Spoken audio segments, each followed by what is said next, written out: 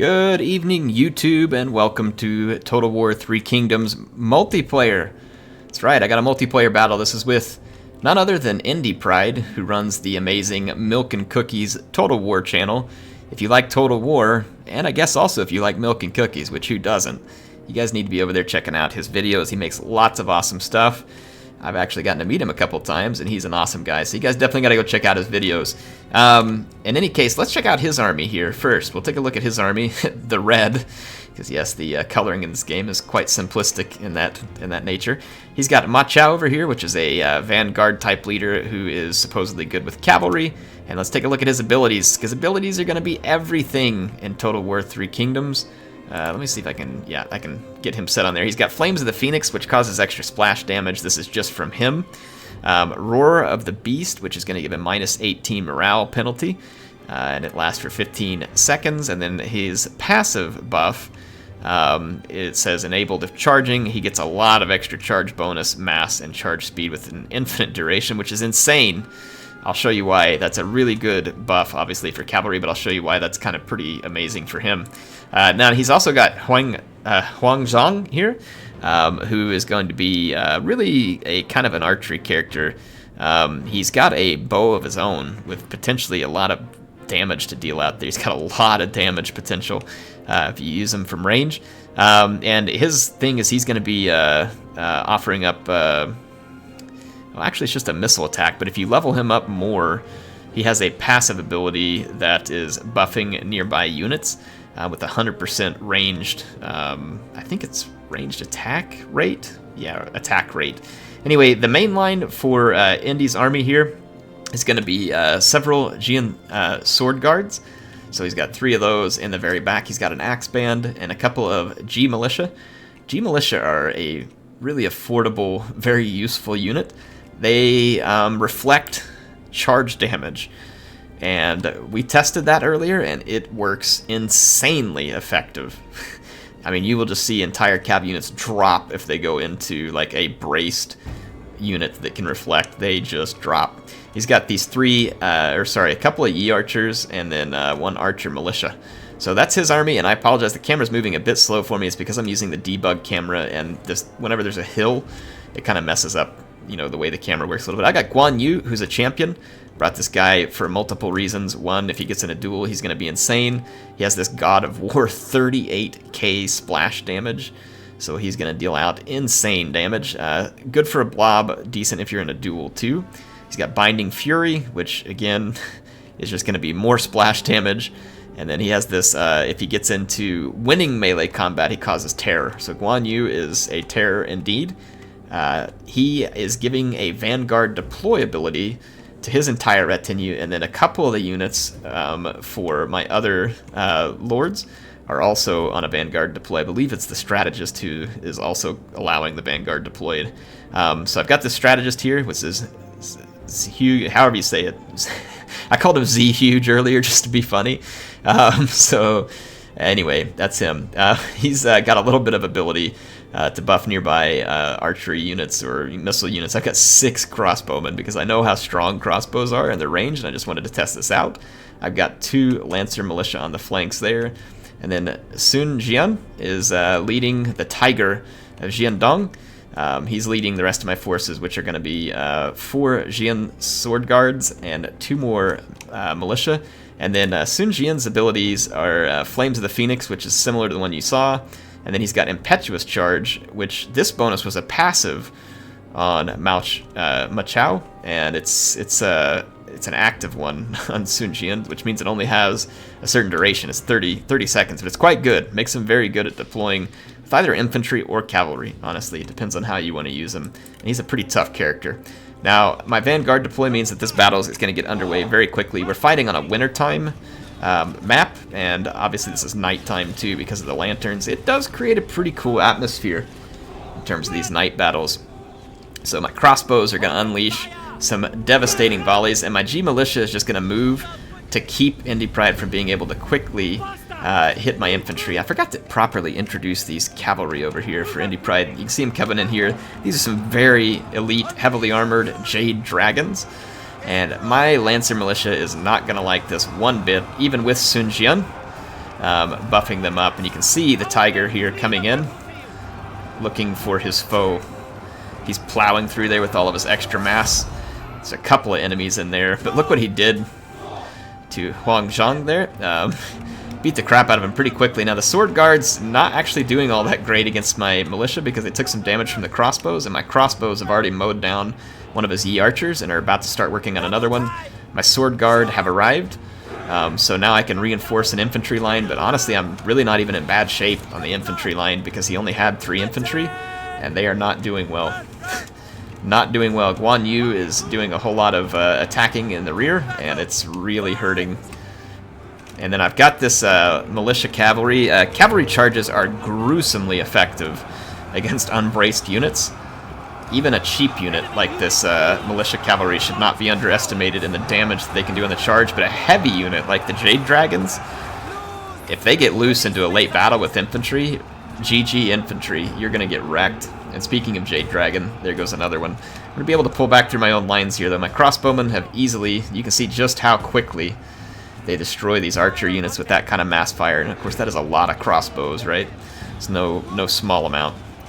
But crossbows, like in this case, are very, very superior to the Yi archers in terms of range, damage. Crossbows feel like they should be more like a musket unit to me in terms of the line of fire, and maybe shorter range and AP damage is the trade-off, whereas archers should be the longer range. But I mean, I'm not saying you can't point a crossbow up in the air and fire at longer range. It'd just be nice to see a bit of a difference there in terms of how they play out game mechanic-wise. Anyway, Huang Zhang for Indy got beat up pretty badly, as did Ma Chao.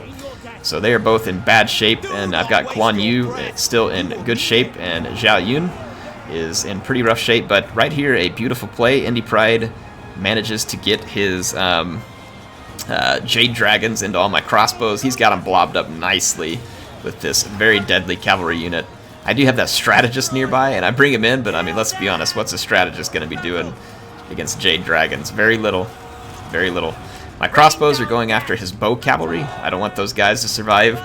Fortunately for me, my infantry has just outmatched his infantry, but his Jade Dragons are causing a lot of damage. The biggest advantage I have here is that Guan Yu and Sun Jiang are in pretty darn good shape here. You see my Jiang sword guards here. They actually look a lot like Yuxia from the Yellow Turbans. These are 2 sword guards button heads with each other, so equally matched units. Yeah, you can see the crossbow fire has just been gruesome for this whole battle. I've got more sword guards, and again, my G militia, when it's standing still and braced, does a really good job of holding the line for the price. They're not shielded. They'll die very quickly to missiles, rear charges, and anything else that hurts morale. Again, not going to be great. My strategist just bought the farm right there, by the way. But we did manage to put his Jade Dragons to rout, and Zhao Yun is getting a lot weaker at this point. Not going to be able to hold on for too much longer.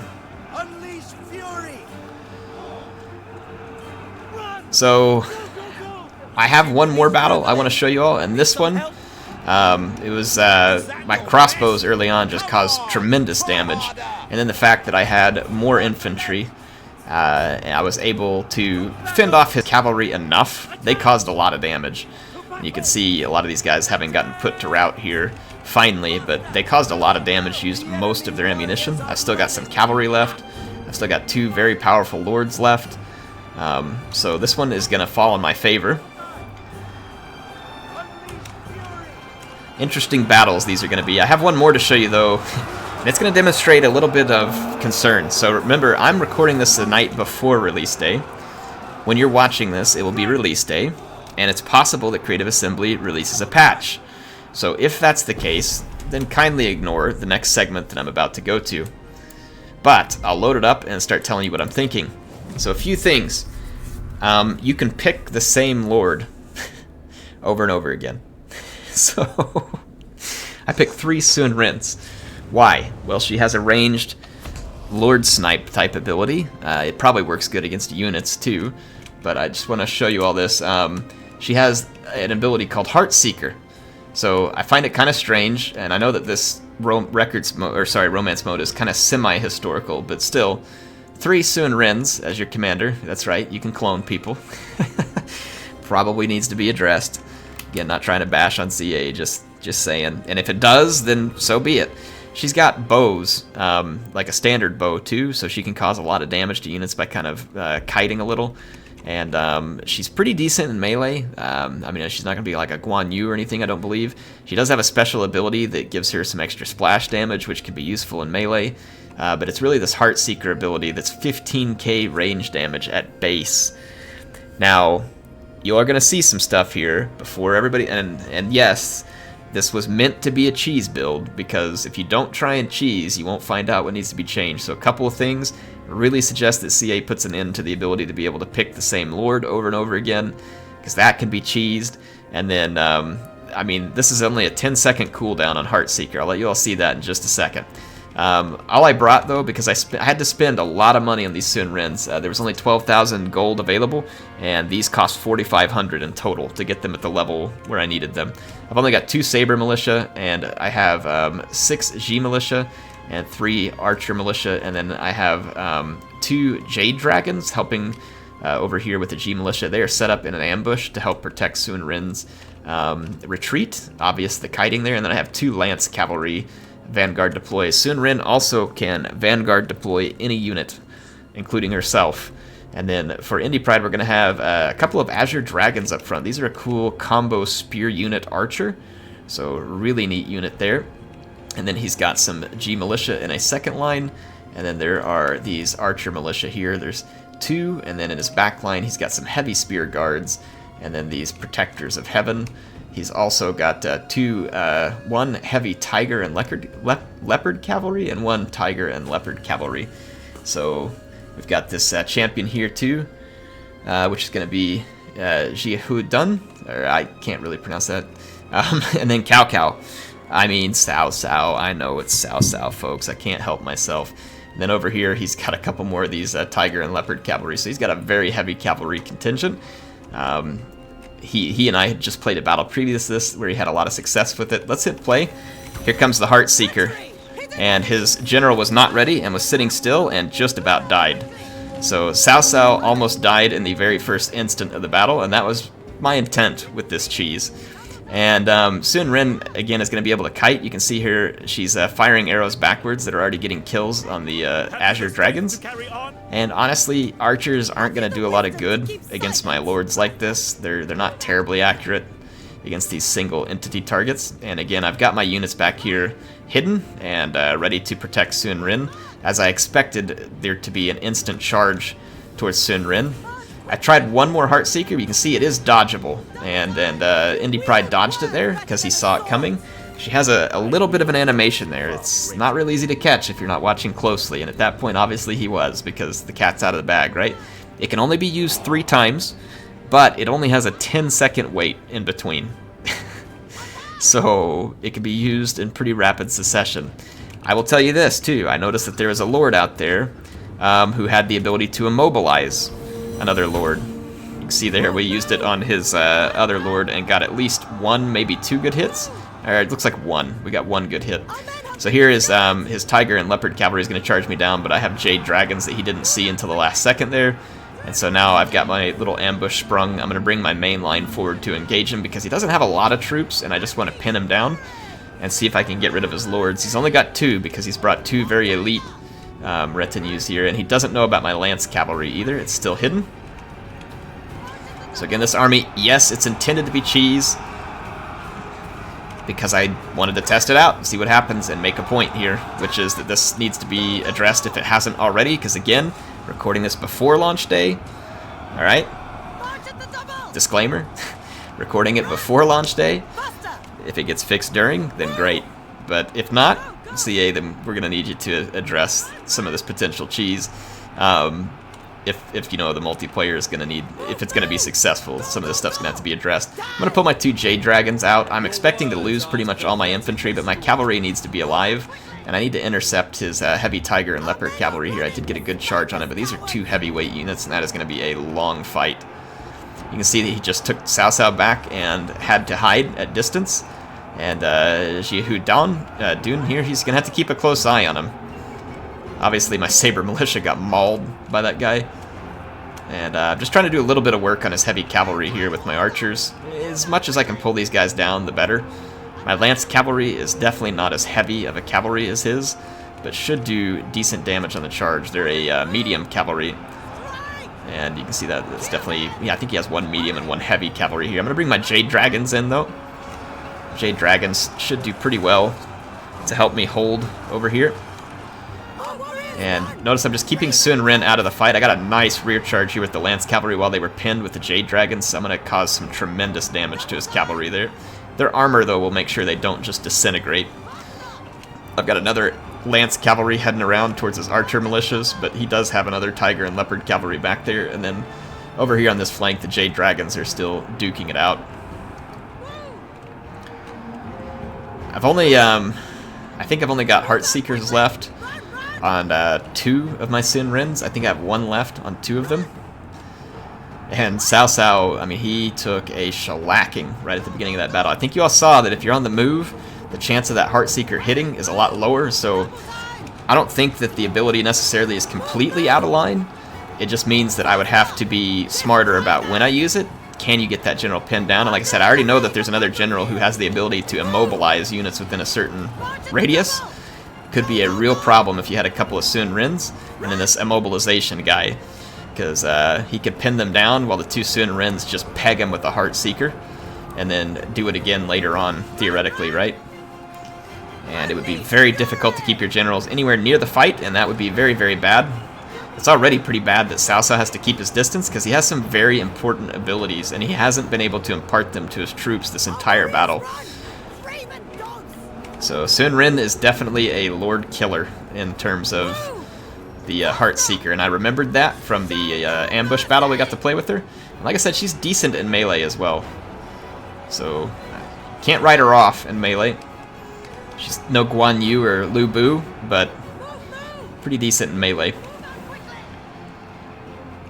Yeah, so at this point it's really just the heavy cavalry helping me mop things up here. So I got these Lance Cavalry helping me chase Shihun, however you say this guy's name. Shihao Dun? Or Dun? Yeah, I think it's Shihao Dun.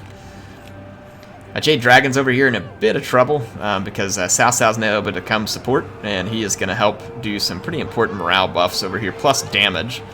So that fight's going to get a little bit rough for me, but it leaves my other cavalry over here in a really solid position. And he does have some glaive infantry in here that I'm keeping a close eye on because they can reflect charges, but right now they're not braced. So if he's chasing me, it's fine. I can kind of do some charges in like this. But if he was braced, my cavalry would get absolutely annihilated. But if he braces, obviously I'm not going to turn around and just charge right into him either. So his Protectors of Heaven and Azure Dragons there getting crumpled on a charge. He's got some Spear Guards headed in, so I am going to have to pull out, but significant damage was done there. And I've got a few infantry units that have regrouped, just militia infantry. Like I said, getting caught out with medium and heavy cavalry in late game against your infantry, you're going to pay a gruesome price. Unless your units maybe have a special ability that they can click, where they can get into a formation like a circle or a square, then they would be safe from that type of thing. I just used another Heartseeker there and hit Shihao Dun and hit him again. So tremendous damage. Now I think it's all base damage on that Heartseeker, but it's still a lot of damage. So his armor right there probably saved him. If it was a lower armor character, then it would be an easy snipe. And there's a clean charge there from a couple of Sun Rins. And another, and he's out. So the Sun Rin cheese is real. CA, please. Now, I've already had people get mad at me when I point out things that are wrong with this game. People think that I want to hate the game. I don't want to hate the game. I like the game. I actually think the campaign's going to be a lot of fun. It's release day. I hope you all are enjoying it. The multiplayer doesn't look like it's had a whole lot of attention. If there was a patch on day one that gave it that attention, then fantastic, because I think that the idea of picking these different leaders with their different abilities has some interesting depth to offer. It has some interesting depth to offer. However, in its current state, my prediction, is just a prediction, is that it's going to get heavily cheesed. Heavily cheesed. Now, for all I know, this is really well balanced. We just don't know how to play the game yet. I don't think that's real likely, But sure, it's possible, because I just don't understand the game entirely at this point, right? But again, don't think it's highly likely. So here's Cao Cao versus the cloned Wrens. And the cloned Wrens are victorious here. So was this build really, really cheesy? Yes. It's intended to be, because it was testing, and I told them ahead of time that I was doing something cheesy. So it's not me just trying to cheese Indie Pride to show this. It was kind of our purpose in playing some battles tonight, to see what they had out there, right? We just wanted to get it figured out. Anyway, hopefully this was entertaining for you all, just to kind of see what the multiplayer is like. We have a lot to learn about it. This was just 2 battles. The potential, and let me show you all this real quick. Let's end the battle. Just give you a quick showing here of how the selection screen looks like. So if we go into multiplayer, I'll host a battle. And just kind of show you. I mean, the selection screen, like I said, there's interesting stuff here. You can pick and mix all these different general types and all the different characters and their abilities, and you can choose how much you're going to spend. Are they rank 1, 2, or 3? And you know, like if I put Sun Jian here as the Tiger of Jiandong, he is going to be very powerful, but I've also spent 1,500 on him. But you also get all of his abilities. These abilities are going to give very specific potential to certain kinds of units. The bones are here, is what I would say, right? The base of a good game in multiplayer is here. And maybe it is. Again, I don't know. I've played 2 battles. To me, it seems broken at that point, but that's just 2 battles. So don't go crazy here. I'm just saying I think it probably needs to be looked at, but sometimes you have to put some time into it and see. But like I said, the base is here. Should you be able to pick the same Lord more than once? No, not on the same team or for the same player, right? So that one seems like an obvious. Or, you know, if you're playing team battles, maybe you shouldn't be able to overlap Lords at all.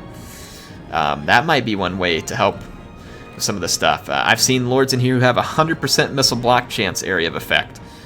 So, and it lasts for like 30 to 45 seconds. I can't remember the exact time, but 100% missile block chance in a 75-meter radius. That's big. That's real big. So yeah, I mean, and then 100% firing rate for missile units on some of these Lords. I mean, the abilities, and then we found another one that was very interesting with Sun Ce here. This guy has an ability. Check this one out. Let me stick him on Little Conqueror here. This one right here, minus 50 morale. That's a lot of morale debuff.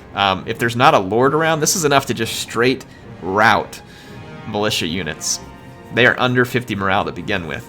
You can just straight rout militia units if they don't have a Lord nearby, giving them that extra like 10 to 15 from the Encourage aura.